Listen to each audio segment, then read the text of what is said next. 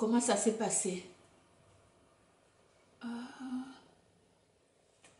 Ok, salut Mylène. Salut Mylène. Ok, ceux qui sont sur TikTok, il y a Flo, Flo, Papouti. Je vous dis bonsoir. Alors aujourd'hui, on va parler donc de gratitude.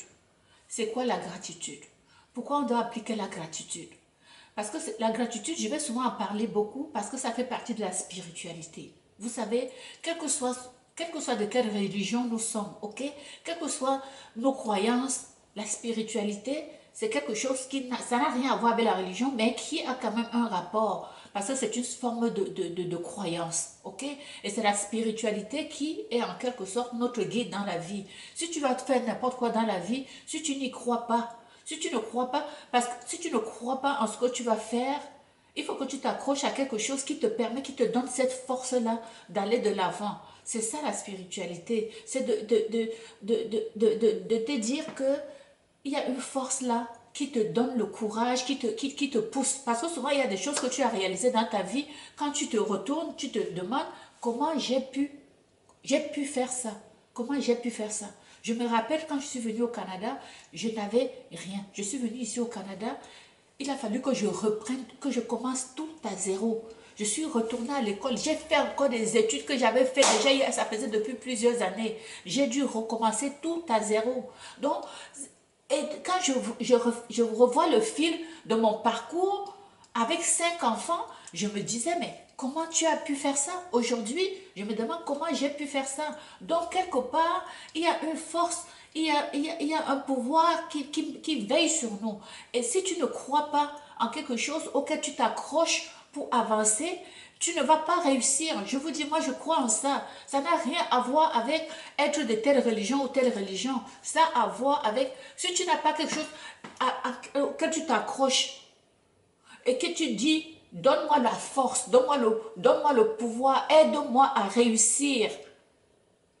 Ça va être difficile de réussir. C'est mon point de vue. Je ne sais pas ce que vous pensez de ça. Dites-moi en commentaire, qu'est-ce que vous pensez de ça?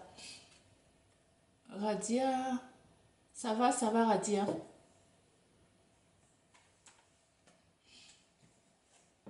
Ok. Allô Emma, bonjour. Bonjour. Partagez-moi votre expérience.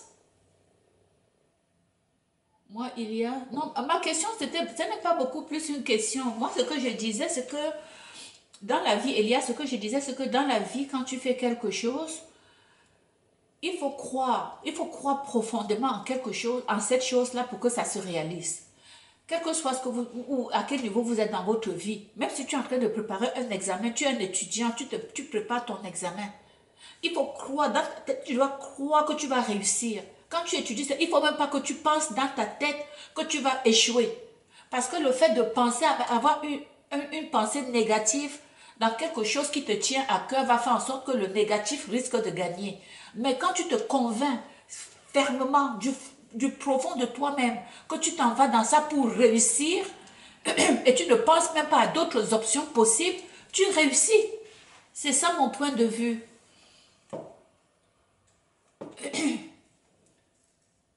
Non, c'est quoi? Ok, je vois ici, Dada dit, j'ai perdu mon parrain, mon oncle en mai 2019. Dieu m'a fait grâce de participer et de le voir une dernière fois. T'es chanceuse, ma chère.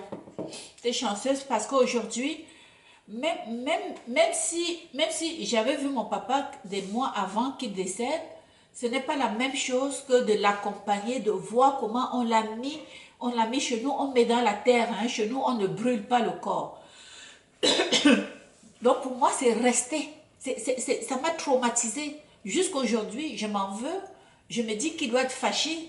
Donc chaque jour, je dis, papa, est-ce que tu es fâché contre moi? Parce que je me dis, peut-être qu'il est fâché, vous comprenez?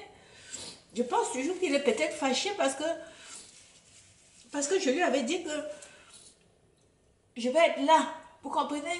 Je lui avais dit, et lui-même il avait dit, il ne faut jamais, si je meurs, ne m'enterrez pas sans que ma fille soit là. Vous comprenez?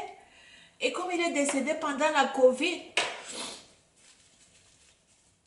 on ne pouvait pas voyager. Je ne pouvais pas voyager. On interdisait de voyager. Ce qui fait que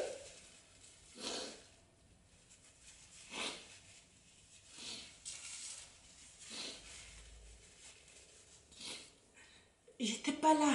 J'ai pas pu aller. J'ai pas pu aller. C'est ça. C'est pour ça que je me dis toujours qu'il doit être fâché contre moi. Parce que je ne suis pas allée. Il doit se dire que j'ai pas tenu à ma parole. On ne nous permettait pas de quitter. On ne nous permettait pas de voyager pendant la Covid.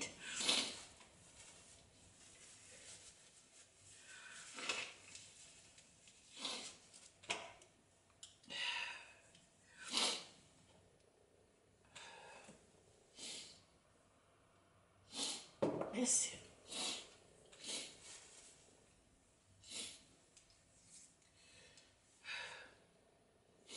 Bon, excusez-moi. On continue. On continue. Ok. Bonjour ici pour ceux qui sont ici sur TikTok. Papouti. C'est ça. Donc, ici, on est là pour s'encourager. On doit s'encourager, quelles que soient les difficultés que vous pouvez avoir. Vous avez des moments difficiles comme je suis en train de traverser parce que ça, c'est l'anniversaire de décès de mon père. Mon papa est décédé le 8 mai 2020. C'était en plein Covid. Tout était fermé. On ne pouvait pas voyager. Ok? Tu n'avais aucun moyen de sortir. Les vols étaient suspendus. Donc, on était bloqué. Donc, je n'ai pas pu assister. Je n'ai pas pu lui dire au revoir. Pourtant, c'était l'être le plus cher dans ma vie, dans mon cœur. Donc, je ne l'ai pas accompagné comme on avait promis. Je lui avais promis et il m'avait dit, on ne doit jamais m'enterrer sans que tu sois là. Mais ils l'ont fait sans que je sois là. Ils l'ont fait sans que je sois là, ce qui fait que ça a créé même des problèmes. Parce que je suis fâchée. Parce que les autres l'ont fait sans moi. Vous comprenez? Donc c'est ça. Mais qu'à cela ne tienne, il faut que la vie continue. Il faut se retrousser les manches. Il faut avancer. Ok? Quelles que soient les difficultés que vous traversez, quelle que soit la phase que vous êtes dans laquelle vous êtes, quelle que soit la difficulté, il faut toujours vous dire que si la personne était encore en vie, la personne n'aimerait pas que tu te rendes malade. La personne aimerait que tu puisses avancer dans la vie. Et ça, c'était l'esprit de mon papa. Mon papa, lui, il a toujours dit, ma fille, si tu es avec quelqu'un et que la personne, tu vois que la personne, si la personne ne pense pas comme toi et veut plutôt te faire régresser, tu avances. Tu avances. Chaque fois que j'avais mes projets, hein, si j'avais des projets de réalisation,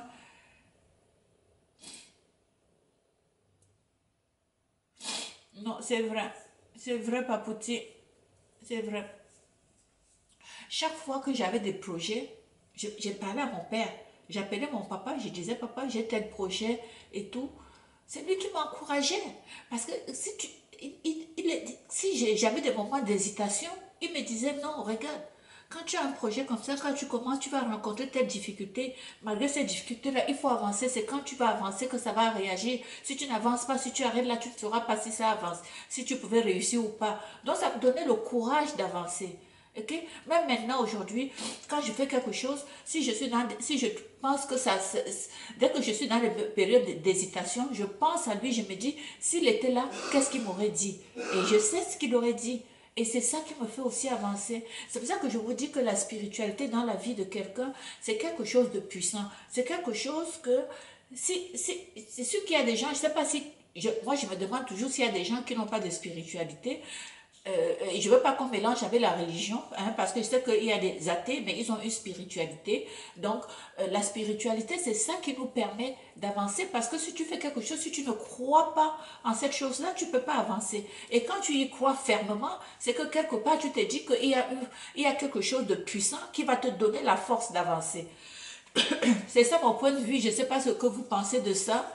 Quelle est votre compréhension de la spiritualité selon vous?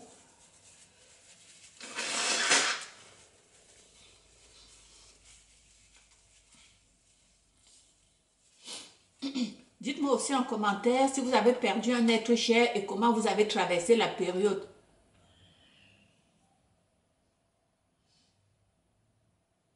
Participer peut aider.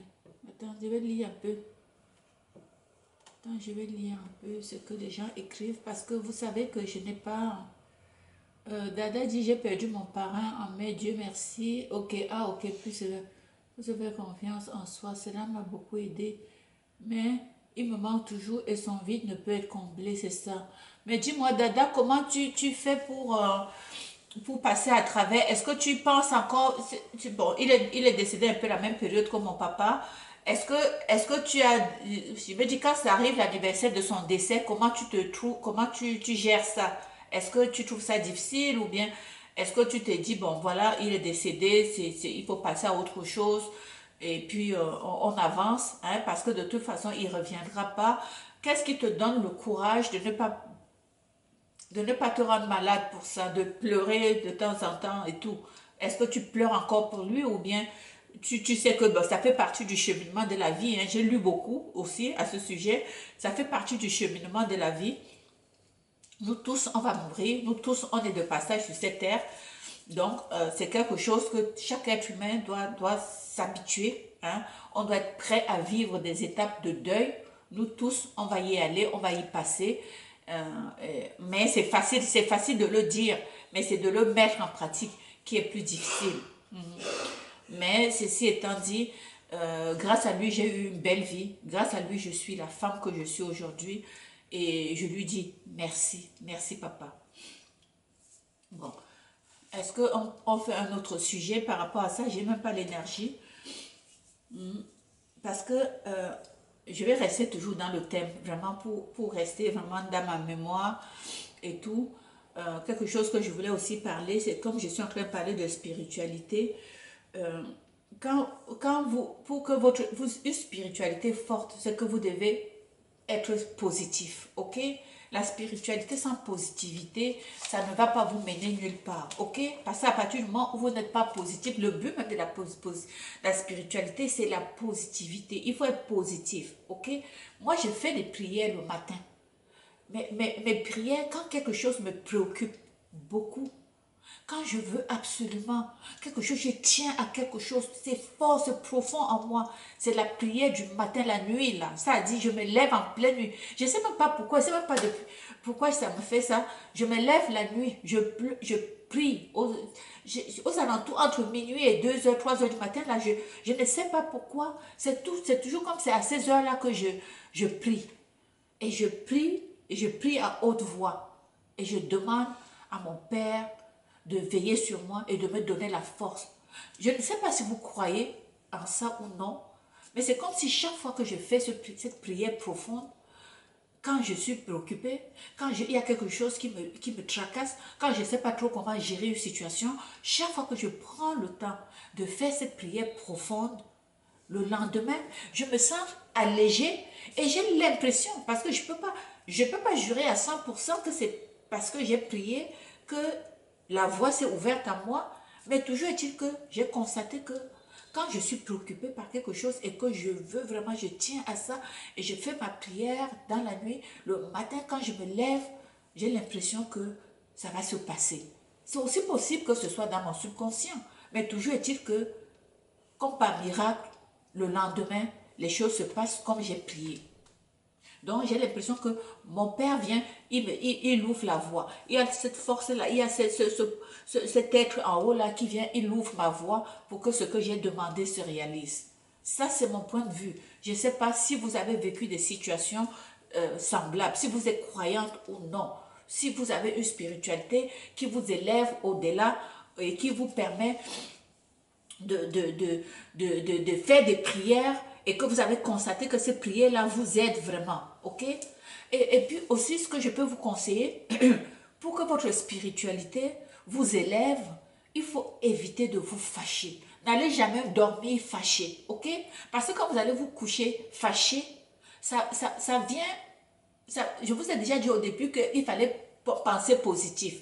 À partir du moment où tu te couches fâché, ça va dire que tu n'es plus dans la positivité. Tu es déjà dans le négatif. Donc, il faut éviter de te fâcher. Et si quelqu'un t'énerve, règle ça. Trouve une façon de régler la situation maintenant pour être libre quand tu vas aller dormir. Ok? Ne va pas te coucher fâché. Trouve la solution de te débarrasser de ce problème-là et de libérer ton cœur avant d'aller te coucher. Ça, c'est mon astuce. Ça, c'est ma stratégie à moi. Comme vous me voyez là, je ne peux pas vous dire que je ne me fâche pas. Mais je ne garde pas ça sur mon cœur. Ça, c'est clair et net. Je ne garde pas ça sur mon cœur. Je ne vais pas aller dormir en sachant qu'il y a telle situation. Hein, disons qu'il y a un événement qui survient même au travail, en dernière minute. Il faut que je trouve la solution. Il faut que, avant que je me couche, que j'ai trouvé la solution qui me permet d'alléger, de minimiser ce problème-là, de telle sorte que au moment où je vais dormir, le problème n'est plus à la même intensité. J'ai déjà trouvé une solution. Et généralement, dans ma vie, ce que je fais, généralement, j'ai toujours un plan B. J'ai toujours un plan B. Je ne sais même pas si c'est ce truc-là. Ok. Et chaque chose que je fais, chaque situation, chaque plan que je mets en place, tout de suite, je pense à un plan B. Je me dis toujours, si ça ne marche pas, qu'est-ce que je fais? Je fais toujours ça dans tout ce que je développe, dans tout ce que j'entreprends. Je pense toujours, on me dit toujours, mais pourquoi tu penses que ça ne va pas marcher? J'ai dit, c'est pas parce que ça ne peut pas marcher, c'est une option. Et tu ne peux pas vivre dans le truc en te disant que tout ce que tu veux, ça va se réaliser. Et si ça ne se réalise pas, tu fais quoi? Et si telle chose arrive, tu fais quoi? Donc, c'est très important, quel que soit ce que tu fais, il faut toujours penser à ton plan. Mais il ne faut pas être en réaction. Il faut toujours être proactive. Moi, j'aime pas être en réaction. J'aime pas me laisser surprendre. C'est pour ça que, généralement, quand je vous dis là, c'est systématique pour moi.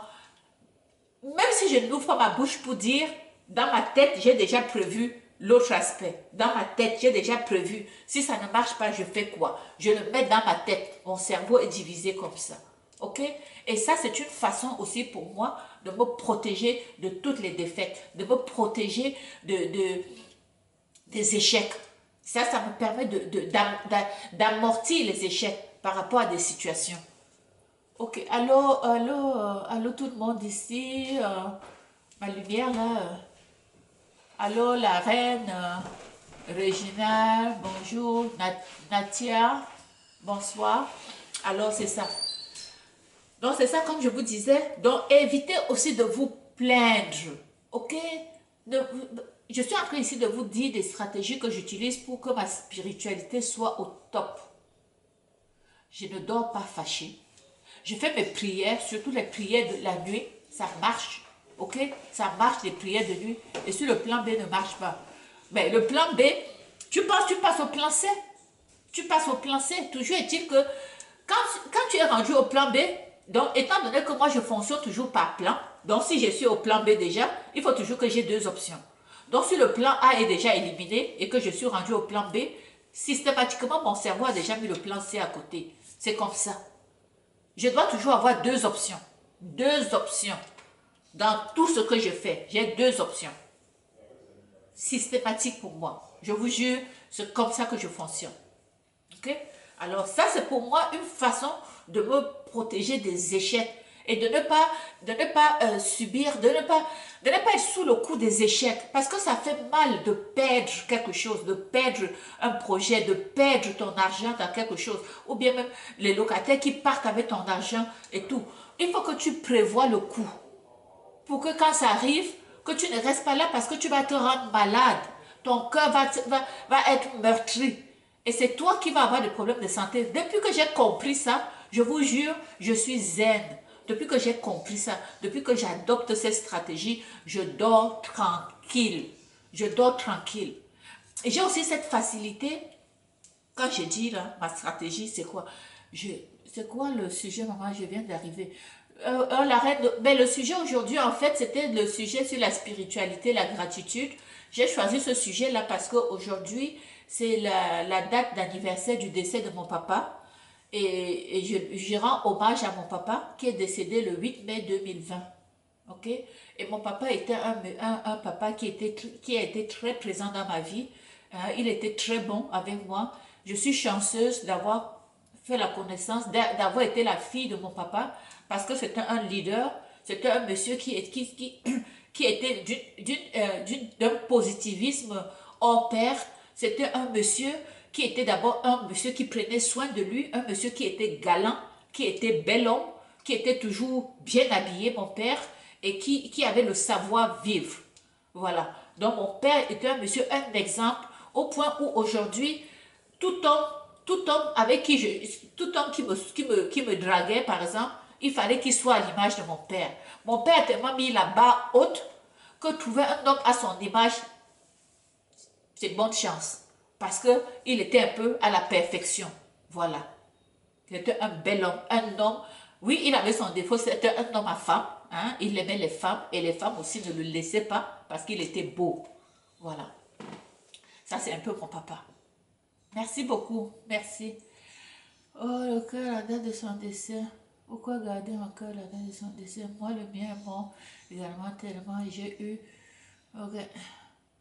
Oh, je peux pas ne pas garder ça en mémoire. Je peux pas. Peut-être un jour, peut-être on dit qu'à un moment donné, on oublie. Ça se peut. Oh, bon, toi, tu as pu... Mais ça fait depuis combien de temps qu'il est décédé, ton papa?